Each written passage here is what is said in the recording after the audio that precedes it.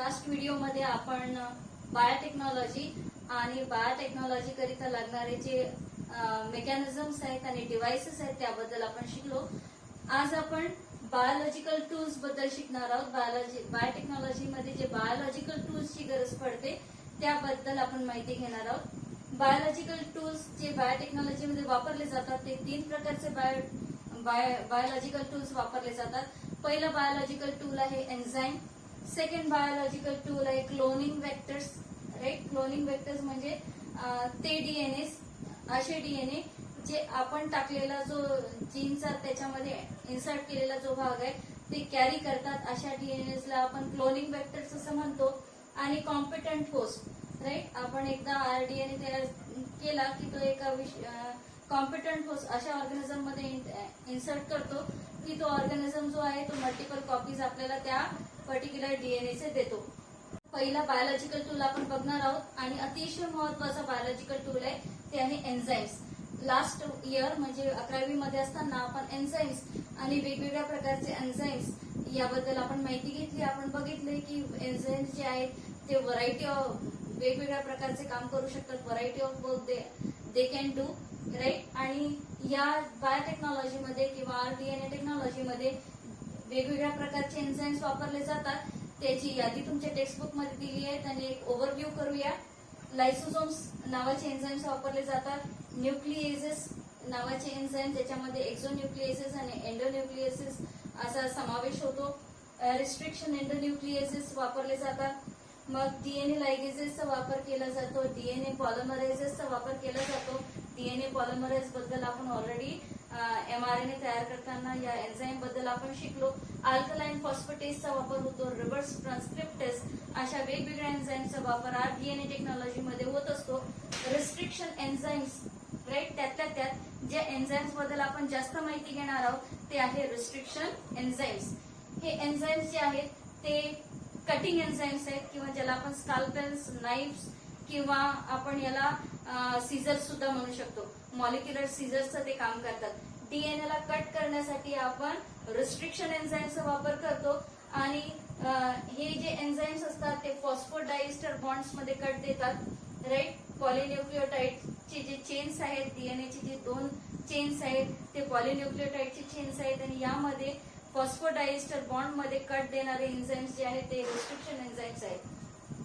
Nucleases हे जे आहेत रिस्ट्रिक्शन एन्झाईम्सला आपण न्यूक्लिएजेस किंवा न्यूक्लिएजेस नावाचे जे एन्झाईम्स आहेत ते 2 प्रकारचे आहेत. पहिला प्रकार आहे एक्झोन्यूक्लिएसेस आणि दुसरा प्रकार आहे एंडोन्यूक्लिएसेस. आता एक्झोन्यूक्लिएसेसचा वापर केव्हा होतो ते आपण बघूया.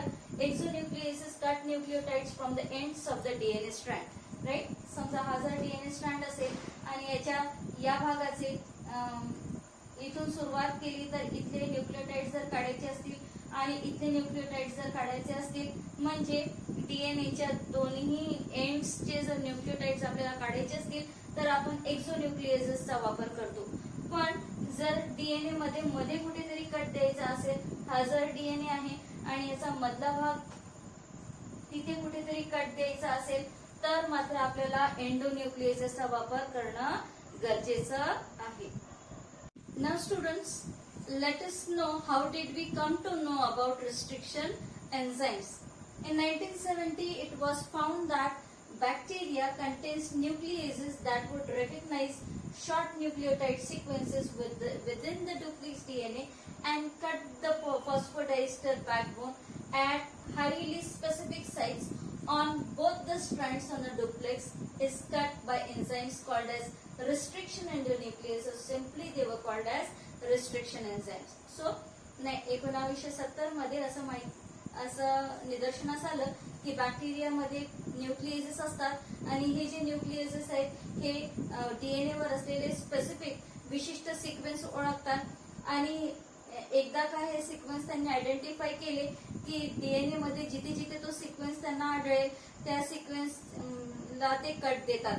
राईट, आणि हा जो कट असतो तो फॉस्फोडायस्टर बॅकबोन मध्ये ते देतात आणि अशा रीतीने डीएनए मध्ये तो एन्झाईम जे काही सिक्वेन्सेस ओळखेल जिथे जिथे त्याला तो सिक्वेन्स आढळेल तिथे तिथे तो त्या डीएनए वर कट देतो. तो कट देतो आणि म्हणून त्याला रिस्ट्रिक्शन न्यूक्लिएसेस किंवा एंडोन्यूक्लियस म्हणतात, किंवा सिम्पली त्याला रिस्ट्रिक्शन एन्झाईम्स म्हटलं गेलं, कारण ते एन्झाईम्स जे आहेत डीएनए वरती विशिष्ट सिक्वेन्सला कट देतात, म्हणून त्यांना रिस्ट्रिक्शन एंडोन्यूक्लियसेस किंवा रिस्ट्रिक्शन एन्झाईम्स असं नाव दिलं गेलं. These enzymes were given the name because they are used by the bacteria to destroy various viral DNAs that might enter the cell. आता हे जे रिस्ट्रिक्शन एन्झाईम्स आहेत याचा वापर बॅक्टेरिया कशा पद्धतीने करत होता ते आपण बघूया.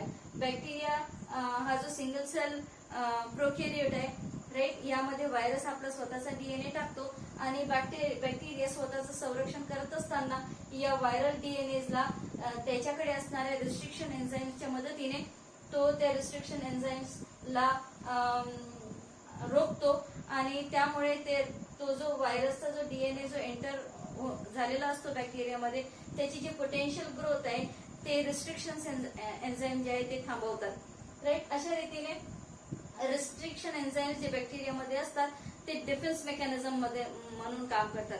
बॅक्टेरियामध्ये एंटर झालेला जो व्हायरल डीएनए त्याला रोखण्याचं काम करतात आणि म्हणून डिफेन्स मेकॅनिझम म्हणून त्याचं इथे काम पाहायला मिळते. Bacteria protects its own DNA, right. Bacteria जो आहे तो स्वतःचा डीएनए प्रोटेक्ट करतोय कोणापासून? व्हायरल डीएनए पासून. बॅक्टेरिया स्वतःच्या डीएनएला प्रोटेक्ट करतो. कसा प्रोटेक्ट करतो? त्या व्हायरल अटॅकला प्रोटेक्ट करण्यासाठी तो काय करतो, त्या डीएनएला तो मिथिलेटिंग बेसिस जिथे जिथे अटॅक होणार आहे डीएनएला, बॅक्टेरियाच्या स्वतःच्या डीएनएवर जिथे जिथे अटॅक होणार आहे त्या ठिकाणी मिथिलेटेड बेसिस ऍड केले जातात.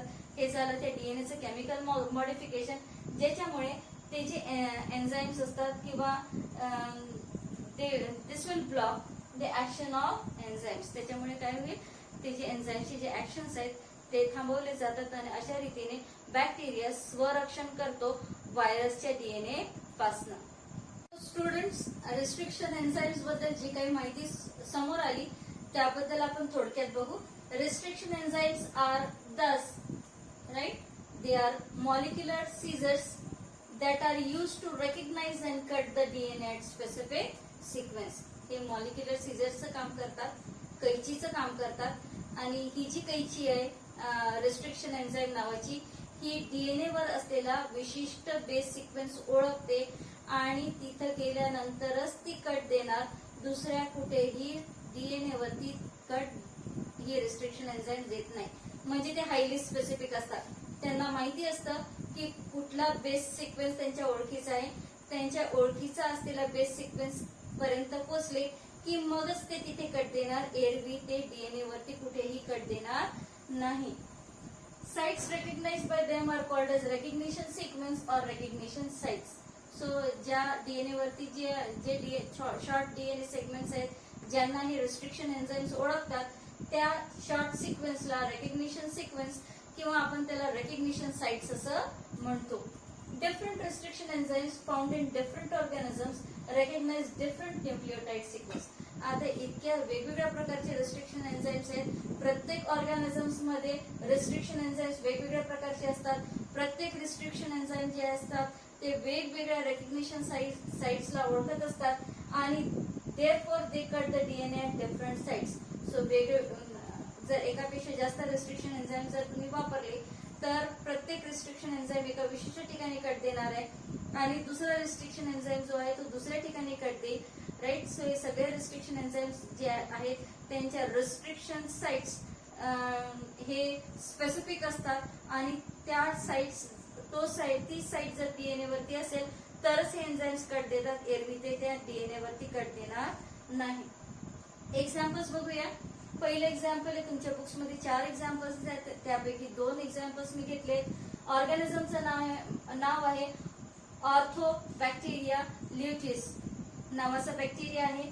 त्याच्यामध्ये रिस्ट्रिक्शन एन्झाईम आहे LU रोमन 1 आणि त्याची जी रेकग्निशन साइट आहे डीएनए वरच्या कोणत्या शॉर्ट डीएनए सिक्वेन्सला तो ओळखतो तर अशा सिक्वेन्सला जिथे AGCT आहे, या स्ट्रँडवर AGCT आहे आणि हे AGCT जे आहे त्याच्याच अपोजिट असलेल्या स्ट्रँड मध्ये अगदी उलट येताना दिसते बघा. AGCT. सो ही झाली या एन्झाईमची रिस्ट्रिक्शन साइट आणि या रिस्ट्रिक्शन साइट मध्ये हा एन्झाईम नेमका कुठे कट देतोय तर ते आहे जी आणि सी मध्ये, राईट. जी आणि सी हे जे न्यूक्लिओटाइड्स आहेत याच्यामध्ये कट दिला जातोय. इथे सुद्धा जी आणि सी मध्ये कट दिला जातोय. आणि जेव्हा अशा प्रकारचा कट डीएनए वरती दिला जातो, राईट, तेव्हा याला आपण ब्लंट कट्स असं म्हणतो, राईट. ब्लंट कट आहे कारण डीएनएच्या जे दोन्ही बाजू आहेत ते सेम आहेत. आता दुसरं ऑर्गॅनिझम बघूया. दुसऱ्या ऑर्गॅनिझमचं नाव आहे बॅसिलस अमायलो लिक्विफेशियन्स. हे जरा दुसऱ्या ऑर्गॅनिझमचं नाव बॅक्टेरिया आहे. त्याच्यामध्ये जो रेस्ट्रिक्शन एन्झाईम आहे तो आहे BAM-HI आणि त्याची रेकग्निशन साईट आहे ती आहे GGATCC. अगदी विरुद्ध दिशेने याल तर इथे सुद्धा GGATCC असा विरुद्ध दिशेने. आपल्याला माहिती आहे डीएनए स्ट्रँड्स अँटी पॅरलल असतात. सो ही जी सिक्वेन्स आहे ती दुसऱ्या स्ट्रँडवर विरुद्ध दिशेने दिसते. याला आपण पॅलेंड्रोम सिक्वेन्सेस असं म्हणतो, राईट. आणि ही जी रेस्ट्रिक्शन साईट आहे इथे नेमका कट कुठे देतो डीएनए तो आहे GG, राईट. GG जो सिक्वेन्स आहे न्यूक्लिओटाइडचा त्याच्या मधोमध कट देतोय. इथे जर बघत असाल तर GG सिक्वेन्सच्या मध्ये कट देतोय, राईट. याच्यामुळे जे डबल स्ट्रँडेड डीएनए आहे त्याच्यामध्ये एका डीएनएचा जो कट आहे त्याच्यामध्ये एक स्ट्रँड लॉंग आहे आणि एक स्ट्रँड शॉर्ट आहे. तसाच दुसरा जो डीएनए स्ट्रँड आहे त्याच्यामध्ये एक स्ट्रँड लांब आहे आणि एक शॉर्ट आहे. आणि अशा रीतीने जे लांब स्ट्रँड्स अनइक्वल कटिंग जे होतं डीएनएचं, हे जे स्ट्रँड्स आहेत यांना स्टिकी एंड्स असं म्हणतात, राईट. सो अशा प्रकारचा जेव्हा कट दिला जातो तेव्हा स्टिकी एंड्स तयार होतात. आणि हे झाले दोन प्रकारचे कट्स जे रिस्ट्रिक्शन एन्झाईम्स जे आहेत ते न्यूक्लिओटाइड्स मध्ये किंवा डीएनए मध्ये देत असतात. Let us talk about restriction sequences. आणि रिस्ट्रिक्शन सिक्वेन्सेस काय असतात ते बघूया. The sequence recognised by restriction enzyme. DNA वरचा असा सिक्वेन्स जो ही रिस्ट्रिक्शन एन्झाईम्स ओळखतात त्यांना रिस्ट्रिक्शन सिक्वेन्सेस म्हणतात. आणि हे जे सिक्वेन्सेस आहेत ते 4 ते 8 न्यूक्लिओटाइड्सने बनलेले असतात. They are only 4 to 8 nucleotides long and they are characterized by a particular type of internal symmetry, right. हे जे सिक्वेन्सेस असतात त्याच्यामध्ये इंटरनल सिमेट्री असलेली पाहायला मिळते, राईट. कशी ती आपण एक्झाम्पल घेऊन बघूया. Consider a particular sequence recognised by enzyme EcoRI, right. EcoRI नावाचं एन्झाईम घेऊया. आणि हा जो EcoRI नावाचा रिस्ट्रिक्शन एन्झाईम्स आहे हा कुठल्या सिक्वेन्सला ओळखतो ते सुद्धा बघूया. 3'5' एंडचा जो डीएनए स्ट्रँड आहे त्याच्यावरचा सिक्वेन्स आहे CTTAAG, राईट. आणि त्याच्या विरुद्ध असलेल्या स्ट्रँडवर जो 5'3' डायरेक्शन मध्ये जो स्ट्रँड आहे त्याच्यावरचा जो सिक्वेन्स आहे तो GAATTC. सो हे जे स्ट्रँड्स आहेत किंवा हा जो न्यूक्लिओटाइडचा सिक्वेन्स आहे हा 6 न्यूक्लिओटाइडचा सिक्वेन्स आहे दोन्ही स्ट्रँडवर. आणि ही जी रेकग्निशन साईट आहे ही तो एन्झाईम ओळखतो. आणि आता त्याला कट द्यायचा आहे तर तो जिथे कट देणार आहे तो रिस्ट्रिक्शन सिक्वेन्स काय आहे तर ते बघूया, राईट. इथे दिसतोय बघा, हा एरो दिसतोय आणि हा रिस्ट्रिक्शन सिक्वेन्स दाखवतोय, राईट. जिथे जिथे ए आणि जी असेल तिथं तिथं हा एन्झाईम कट देईल. बघा इथे ए आणि जी मध्ये कट दिला गेला, इथे सुद्धा ए आणि जी मध्ये कट दिला गेला. सो हा जो कट दिला जाईल तो काहीसा असा असेल, राईट. आणि हा जो दुसरा कट दिला जाईल हा काहीसा असा असेल, राईट. ज्याच्यामुळे जे आहेत ते कोहेसिव्ह एंड्स किंवा स्टिकी एंड्स तयार होतात. एक डीएनएचा फ्रॅगमेंट लांब आहे आणि एक डीएनएचा फ्रॅगमेंट शॉर्ट आहे. असे दोन डीएनएचे दोन पीसेस जरी झाले तरी हे पीसेस मध्ये ओव्हरहँगिंग फ्रॅगमेंट्स पाहायला मिळतात ज्याला स्टिकी एंड्स असं म्हणतो. When one reads the sequence in opposite direction 3' or 5', it is identical. हा जो सिक्वेन्स आहे रेकग्निशन सिक्वेन्स आहे हा 3'5' एंड मध्ये सारखा आहे. या स्ट्रँडवर 3'5' एंड मध्ये CTTAAG, या स्ट्रँडवर 3'5' डायरेक्शन पाहिलं तर CTTAAG. सो हा सिक्वेन्स अगदी आयडेंटिकल पाहायला मिळतो. फक्त या सिक्वेन्सचा हा सिक्वेन्स जो आहे तो मिरर इमेज दिसतोय, राईट. सो याचा डीएनए वरती कसा काय कट दिला जाईल तो बघूया. हा जरा डबल स्ट्रँडेड डीएनए हा सिक्वेन्स आपल्याला इथे दिसतोय GAATTC CTTAAG करेक्ट. हा सिक्वेन्स दिसतोय दोन्ही स्ट्रँडवर. आणि रेकग्निशन साईट जी आहे इथं जे आहे ते रिस्ट्रिक्शन एन्झाईम्स येऊन लागतात, कारण ते या साईटला ओळखतात म्हणून इथं रिस्ट्रिक्शन एन्झाईम येऊन लागतात. आणि ते जेव्हा कट देतात तेव्हा जी आणि ए च्या मध्ये इथे कट दिला गेलाय. इथे सुद्धा सेकंड कट जो आहे तो जी आणि ए च्या मध्ये दिला गेलेला आहे. आणि त्याच्यामुळे हा जो डीएनए स्ट्रँड आहे इथे एक ओव्हरहँगिंग पीस आहे आणि हा जो डीएनए स्ट्रँड आहे इथे एक ओव्हरहँगिंग पीस आहे. यांना कोहेसिव्ह एंड्स किंवा स्टिकी एंड्स म्हणतात, राईट. असल्या प्रकारचे कट्स जे आहेत ते इक्वराय एन्झाईम देत असतो. Sequence with this type of symmetry is called as palindrome sequence. जेव्हा अशा प्रकारचे सिक्वेन्सेस असतात जे राईट टू लेफ्ट आणि लेफ्ट टू राईट सारखे रीड होतात त्यांना आपण पॅलेंड्रोम सिक्वेन्सेस असं म्हणतो.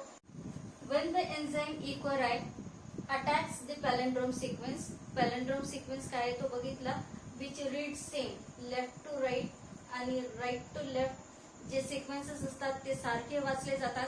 अशा सिक्वेन्सला पॅलेंड्रोम सिक्वेन्स असं म्हणतात. आणि जेव्हा इकोराई नावाचा एन्झाईम या पॅलेंड्रोम सिक्वेन्सवर अटॅक करतो तेव्हा तो त्या सिक्वेन्स मध्ये विशिष्ट ठिकाणी कट देतो आणि तो कट देतोय जी आणि ए मध्ये, राईट. इथे एक कट दिला जातो आणि तसाच दुसरा एक कट इथे दिला जातो आणि त्याचा परिणाम असा होतो की जे डीएनएचे जो डबल स्ट्रँडेड डीएनए आहे तो दोन भागांमध्ये कट होतो, राईट. आणि या दोन भागांमध्ये एक डीएनएचा स्ट्रँड लांब दिसतोय, एक शॉर्ट आहे.